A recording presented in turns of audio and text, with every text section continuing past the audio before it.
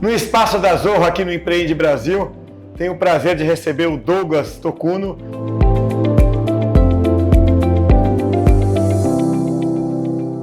Que é Head de Parcerias do Waze para a América Latina e Europa e também lidera um projeto muito interessante que é o Carpool. O Douglas, muito obrigado por aceitar o convite, dar um pulo aqui no nosso espaço. Muito obrigado, é um prazer estar aqui também. Prazer receber você aqui. Fala de dois assuntos que eu acho que são bastante interessantes e bastante pertinentes. Segurança e sustentabilidade. O evento Empreende Brasil, agora no finalzinho de maio, então a gente ainda está, no dia da gravação, no Maio Amarelo. Exatamente. Qual é o grande tema quando a gente fala de segurança no trânsito? Bom, o Maio Amarelo traz justamente essa importância de conscientizar as pessoas sobre a segurança no trânsito e evitar mortes, né? O Brasil é um dos países que mais matam no trânsito. Então, o Waze tem um compromisso muito sério com esse tema de segurança. E a ideia é a gente trazer um pouco do que a gente faz e as parcerias que a gente também tem para trazer mais segurança para as pessoas que usam o Waze ou usam o carro de forma geral. Então, um ponto que a gente sempre gosta de dizer é a segurança depende muito do comportamento das pessoas. Claro. A gente está num evento de empreendedorismo, a gente fala muito de startup, todo mundo gosta de um aplicativo para resolver o seu problema. Mas no final das contas, o que a gente precisa é mudar o nosso comportamento. Porque quando você olha o porquê que os acidentes acontecem e por que eles são graves muitas vezes, são fatores totalmente evitáveis. Excesso de velocidade, bebida, o uso do celular, mesmo áudio não pode também, mesmo mandar áudio. Então são fatores que aumentam a chance de você sofrer um acidente. E se você estiver sem cinto no banco de trás ou no banco da frente, ou não tiver usando capacete ou cadeirinha, no caso de criança ou motociclista, a chance de você ter um acidente muito grave ou até falecer por conta disso é muito grande. Você falou uma palavra importante, né? São evitáveis, né? E a solução está onde nisso, Douglas? É conscientização? A solução é um movimento, e é por isso que a gente sempre apoia o Maio Amarelo como empresa, a gente está sempre junto nessa campanha, porque é uma solução que depende de muita gente agindo junto. Então, o poder público tem uma grande responsabilidade para garantir que as leis, já temos leis suficientes, mas que as leis sejam cumpridas e fiscalizadas. A gente também tem a necessidade de comunicar isso. Então, quando a gente tem uma pauta, por exemplo, de um prefeito de São Paulo que foi eleito dizendo vamos aumentar a velocidade das vias, você manda um sinal muito ruim, né? Que a velocidade maior é melhor, é mais rápido. Então, a questão de trazer a sociedade civil, o poder público e as empresas e a educação também. Então, é muito importante que as nossas escolas ensinem quais são as regras de trânsito. Quando a gente vai fazer o exame de direção, você passa por um processo de autoescola, você aprende a decorar a placa, né, e algumas regras de trânsito. Mas é muito importante aprender os comportamentos. E o comportamento ele é visto por experiência, por exemplo. Então, quando você usa cinto de segurança no banco de trás, o seu filho vê você fazendo essa atitude, provavelmente ele vai fazer, né? Então, leva toda a sociedade para trabalhar junto num esforço para que, ao longo do tempo, a gente consiga mudar esses comportamentos. Você é bem mais novo que eu, acho que você não pegou uma fase em São Paulo, no Brasil, na verdade, que não se usava cinto. O cinto era absolutamente dispensável, era um adorno no carro quase. Se ele tivesse quebrado, você não ia nem perceber. Isso foi anos 80 até início dos anos 90. Né? E como que se mudou isso, de sair, né, do zero, do uso de cinto, para o total uso de cinto? Foram duas etapas. Primeiro, uma tentativa de conscientização, que não funcionou tanto. Até teve algum movimento. E depois veio a lei. Né? E no cumprimento da lei, a multa. Para todos esses fatores que você falou, por exemplo, digitar um WhatsApp quando você está no meio dirigindo, né? Você enxerga um caminho para resolver isso legalmente? Bom, a gente já tem, por exemplo, uma lei, uma multa para uso do celular, né? Então, a fiscalização é um caminho. Mas um ponto e aí a gente trabalha muito próximo dessa ONG que organiza o Maio Amarelo, e eu gosto muito quando eles falam assim, a multa é um acidente que deixou de acontecer. Porque se aconteceu a multa, foi porque não aconteceu nada, mas você recebeu a multa. E a multa tem também a função de te educar. O problema é que hoje a gente não tem essa última perna, né? Onde você entende por que você tomou a multa, o risco que você correu quando você tomou essa multa e por que esse comportamento pode prejudicar alguém. Então, e você vê muitas batidas, aquelas batidinhas assim, o trânsito está parado, aí você começa a mexer no celular, de repente alguém bate em você, ou você bate em alguém, porque você não viu que o trânsito andou, ou a pessoa achou que você ia andar e bateu. Então, esse tipo de trazer essa conscientização, que comportamentos como esse podem gerar acidentes e consequências muito graves, é super importante. Então, acho que tem uma combinação de trazer a questão da lei ser cumprida, mas também como é que você mostra para as pessoas que esse comportamento que gerou a multa é algo muito perigoso. Agora, no lado conscientização, tem algo que possa ser feito na comunicação? E eu vou te explicar o porquê da minha pergunta. Eu estou com a camisa aqui do Ayrton Senna, né?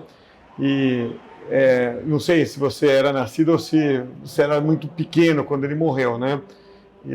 Obviamente, eu sou um grande fã. O Ayrton Senna morreu no dia 1º de maio de 94, um domingo. Muita gente tinha ido viajar, passear, como todo fim de semana. E o nosso melhor motorista morre num acidente de automobilismo. Não sei se você sabe, mas aquele foi o fim de semana de menor registro de acidente na história. Até onde eu vi essa estatística. Não sei se houve algum outro depois, mas provavelmente não, porque eles só aumentaram, né? Os números só aumentaram. Por quê? As pessoas tiveram essa sensação que eu estou te transmitindo agora. Pô, se o melhor motorista morreu, quem sou eu para acelerar na estrada? Né? Então, involuntariamente, foi uma campanha que funcionou do pior jeito possível. Será que dá, baseado nisso, para comunicar de algum jeito? Esse perigo é real, você pode morrer, você pode perder um ente querido. Será que existe algum jeito de dar fazer uma comunicação mais efetiva nesse sentido? A gente vê muito essa questão, como eu falei, eu acredito muito na educação ao longo do tempo, então você tem que investir nessa educação das crianças sobre a velocidade. Também eu vejo muito essa questão do exemplo e trazer conscientização.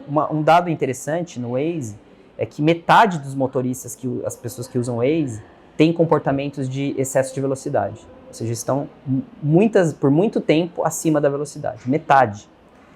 E talvez trazer essa conscientização, né, que essa via é de uma determinada velocidade. Às vezes você não pensa mais, você não sabe. Então você está andando numa via que a velocidade dela é 30 por hora e você está sempre a 60, porque na sua cabeça sempre foi 60. Você não enxerga mais as placas. Então o que a gente quer trazer é mais visibilidade do seu comportamento. Então tem muitos projetos que tentam trazer mais consciência sobre isso, seja através de educação, que é algo muito importante para crianças, seja também mostrando isso. Então, a gente está vendo os carros ficando mais inteligentes, né? Então a próxima geração de carros vão ser um smartphone de rodas, então eles vão ter tudo embarcado, com telemetria, etc. E o próprio Waze e aplicativos de navegação também vão trazer mais essa informação. Então, a gente acredita muito que quando você terminar uma corrida pelo Waze, né, um trajeto pelo Waze, e a gente te mostrar o resumo, a gente vai te dizer, você andou X% do seu trajeto acima da velocidade. E isso pode ter esse impacto. Então, começar a mostrar isso para as pessoas também é algo importante. Tem alguma gamificação ali, né? Já que você tocou no assunto, né, a gente aqui, claro, o assunto é empreendedorismo no nosso podcast e no evento onde a gente está gravando, mas foi legal falar um pouco disso que é tão cotidiano, né, que é o comportamento como motorista. Mas você já caiu onde eu queria cair, que é no lado empreendedor, no lado tecnologia, né? E você, como eu disse na apresentação, lidera o Carpool. Que história é essa do Carpool? Que ideia é essa? Bom, o Carpool nasceu justamente entendendo o problema que a gente via para as cidades. Então, na década de 60, 70, tinha um pensamento muito assim, de progresso significa rodovias, avenidas, né? Então você olha para Brasília, que foi feita, né, construída na década de 60, se você já foi para Brasília e andou por lá, é uma cidade para carro, né, com grandes avenidas. Então, assim, a cidade foi pensada e arquitetada com isso. Então, quando a gente começa a ver que muitos do que a gente pensa como progresso, ou criar novas ruas, novas avenidas para resolver o problema do trânsito. Só que a gente começa a olhar algumas estatísticas como, por exemplo, 80% das vias estão ocupadas por carro. Se você olhar dentro do carro, a maior parte deles tem uma pessoa dirigindo. Então, 1 tonelada de aço com 5 lugares transportando uma pessoa. Então, se olhava muito nesse sentido de trazer infraestrutura para resolver o problema de congestionamento, ou agora se fala, quando se pensa em tecnologia, se pensa em carro autônomo para resolver o problema de congestionamento. E não vai resolver, porque se você tiver... Continuar com uma pessoa, o número de carros continua o mesmo. Exatamente. E aí, quando você olha os incentivos que a gente vê para cada vez vender mais carro, então você não constrói ruas e avenidas na mesma velocidade que você constrói carro.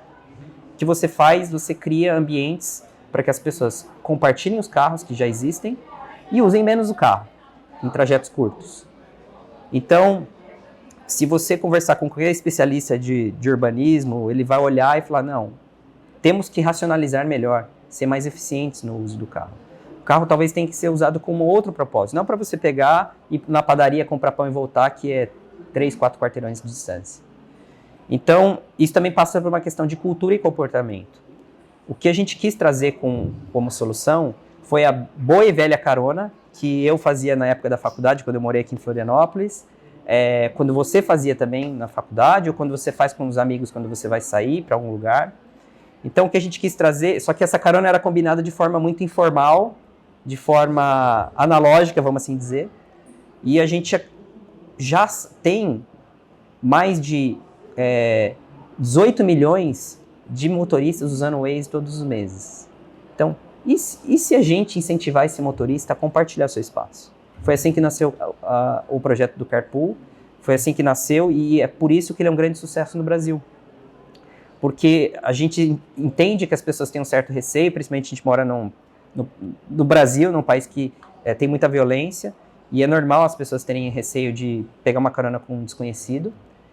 E o que a gente traz é trazer o máximo de informações possíveis para que as pessoas tomem a melhor decisão na hora de fazer aquela carona. Se eu quero fazer carona, se é uma mulher que quer fazer carona só com mulher, se é uma pessoa que, se não tem todas as informações no perfil, eu não quero dar, se é muito longe, se é à noite. Então, tudo isso você pode escolher. E a gente viu uma característica muito interessante aqui no Brasil, que é assim, depois da primeira carona, as pessoas trocam WhatsApp, conversam e vira até um círculo de amizade. Porque se você está fazendo aquele trajeto e ele é um trajeto comum, provavelmente aquela pessoa que também faz... É rotina para os dois, Você vira rotina exatamente para os dois. E a barreira, Douglas, será que está ali justamente nesse receio? O Brasil é um país muito violento. E eu confesso que eu mesmo já vi lá no Waze, no Carpool, olha, tem fulano R$17, se você der uma carona, você ganha R$17 e tal. E na hora dá para sacar que o propósito é esse. Vamos tirar carros da rua, vamos otimizar o recurso que já está disponível. Só que ao mesmo tempo você fala assim, quem será essa pessoa? Né? Não é muito diferente isso do que acontece num Airbnb da vida. Você também no começo tinha muito medo de pôr aquela pessoa no imóvel seu, até entender que ela passava por um crivo, né, de teste, de checagem e tudo do próprio Airbnb. Essa é a barreira, né? 2 perguntas em uma. Essa é a barreira para o Carpool e ela é transponível? Essa é uma das principais barreiras, sem dúvida nenhuma. Quando a gente conversa com qualquer pessoa, com você, quando você conversa com qualquer pessoa sobre o aplicativo, sobre o que a gente vai fazer, segurança é a pergunta número 1, né? E se você olhar em rede social e olhar o que as pessoas perguntam sobre o Carpool, sobre o Carpool é seguro. E eu acho que o ponto é esse, a gente trazer o que o Airbnb fez como experiência, trazer o máximo de informações e verificações para que você tome a melhor decisão. Então, a gente sabe que nada é 100%. Eu validar uma informação não significa que ela é uma pessoa que 100% idônea, mas diminui a possibilidade. E qual é o nível de conforto que você vai estar com aquelas informações que estão verificadas para você tomar essa decisão. Então a gente vai investir muito nesses recursos de trazer mais ferramentas de segurança para que a carona aconteça da melhor forma possível. E também a gente vai trazer mais informações para as pessoas entenderem o que tem, o que não tem, como funciona, se ela quer ou não quer, e a decisão sempre, em último caso, fica dos dois lados, porque essa é uma característica que a gente tem no nosso sistema. A aprovação da carona ela acontece dos dois lados. Você recebe uma oferta de carona, você fala, eu aceito dar carona para essa pessoa, a outra pessoa vai olhar e vai ver se também te aceita pegar carona com você. Então isso também ajuda nesse processo.